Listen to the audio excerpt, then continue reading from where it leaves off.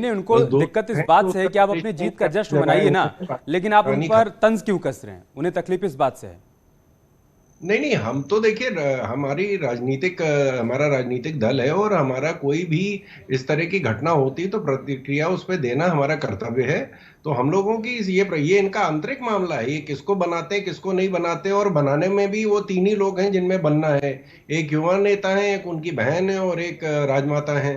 तो उन्हीं तीन लोगों में तय होगा कि कौन बनेगा कौन नहीं बनेगा, ये तो इनका आंतरिक मामला है। ये किसको बनाना चाहे किसको ना बनाना ठीक है। चाहे, ये राज दरबारी और राज परिवार, इनकी ये प्राइवेट लिमिटेड कंपनी है जिसमें ये सब लोग आपस में मिलकर तय कर लेते हैं कि किसको बनना किसको नहीं बनना है। जनता से इनका कोई लेना देना नहीं, और जनता को इनसे कोई लेना देना नहीं है। ठीक है ये विकास जी, आपस में आप रिएक्शन देना चाहते होंगे शरद त्रिवेदी जी ने जो कुछ भी कहा, लेकिन साथ ही साथ मेरा एक सवाल भी है कि क्या गलत कहा जा रहा है अगर ये कहा जा रहा है कि उत्तर प्रदेश में कांग्रेस की करारी हार हुई है, अगर ये कहा जा रहा है कि तमाम राज्यों से कांग्रेस सिकुड़ती जा रही है, तो इसमें गलत क्या है? देखिए, भारतीय जनता पार्टी को जो मैंडेट मिला है, जनादेश का हम सम्मान करते हैं, उसका स्वागत करते हैं और भारतीय जनता पार्टी के लोगों को बधाई देते हैं। पर राष्ट्रीय राजनीति में कांग्रेस पार्टी का योगदान और जो कांग्रेस पार्टी की भूमिका रही है देश की आजादी से पहले, देश की आजादी के स्वतंत्रता संग्राम में, और 70 वर्षों से, जैसा कि लगातार भारतीय जनता पार्टी के लोग अपने भाषण में देते रहते हैं, आज कांग्रेस के आप योगदान को, कांग्रेस का भारतीय राजनीति का जो पूरा स्वरूप है उसको आप नकार नहीं सकते हैं। अगर हम उत्तर प्रदेश में चुनाव नहीं जीत पा रहे हैं तो भारतीय जनता पार्टी क्या उड़ीसा में चुनाव जीत पा रही है? क्या आंध्र प्रदेश में चुनाव जीत पा रही है? क्या आसाम में चुनाव जीत पा रही है? क्या वो तमिलनाडु में चुनाव जीत पा रही है?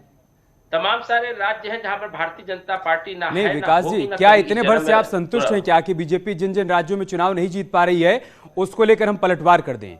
या फिर सवाल यह है कि देखिए, हम चुनाव दर संतुष्ट चुनाव नहीं हार है। के बाद जो चिंतन मंथन आप लोग करते हैं उसमें से निकलता क्या है, सीखते क्या है? हाँ, ये हुआ पॉजिटिव प्रश्न। पॉजिटिविटी आनी चाहिए सत्ता आने के बाद भी। अगर हमने आपको एक लॉजिक दिया कि आप एक राज्य में हम नहीं उठ पा रहे हैं, अगर यहाँ पे धर्म जाति नफरत और विघटन बंटवारे की जो राजनीति भारतीय जनता पार्टी ने, समाजवादी पार्टी ने, क्षेत्रीय दलों ने शुरू की है, अगर हम उसका जवाब नहीं दे पाए, हम क्योंकि धर्म जाति नफरत विघटन भाषा हमारी सोच और रणनीति में नहीं आता है, अगर हमारी रणनीति कहीं फेल होती है तो ना हमारा नेता फेल होता है, ना हम फेल होते हैं, ना हमारी कांग्रेस फेल होती है। उसी तरीके से जैसे ये आंध्र प्रदेश में नहीं एग्जिस्ट कर तो पाते हैं, फेल दक्षिण कौन होता भारत है में नहीं मनोज जी? एग्जिस्ट कर पाते हैं। न नेता फेल होता है, न नेतृत्व फेल होता है, न पार्टी फेल होती है, तो फेल कौन होता है? हार क्यों होती है मनोज जी? है जी जी, आपसे ही है। विकास जी कह रहे हैं कि ना नेता फेल होता है, ना नेतृत्व फेल होता है, ना हम फेल होते हैं। ठीक ठीक। एक्चुअली क्या है, ये 1989 से कांग्रेस का डिक्लाइन शुरू हुआ उत्तर प्रदेश के अंदर, होते होते वो अब एक सीट, मतलब विधानसभा की एक सीट पे आ गए हैं। हुआ क्यों? राजीव गांधी ने, ये कह रहे हैं ना कि हम नफरत की राजनीति नहीं और कम्युनल पॉलिटिक्स नहीं, हम ये सब नहीं करते हैं, जात पात और धर्म।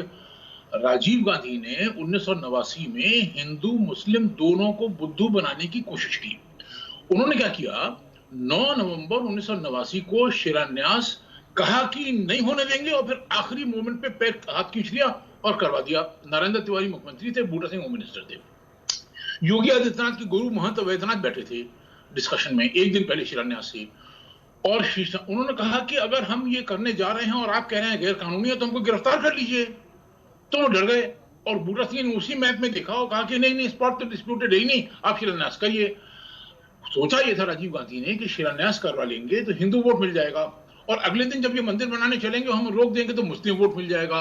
हुआ ये कि जिससे शिलान्यास हुआ मुस्लिम वोट कट गया, और जब अगले दिन मंदिर रुकवा दिया, मतलब वो बनाने चले और मंदिर रोक दिया, तो हिंदू वोट कट गया। तो सोचा था हिंदू मुस्लिम दोनों मिल जाएगा, हिंदू मुस्लिम दोनों कट गया, और तब से डिक्लाइन ही डिक्लाइन होता चला जा रहा है।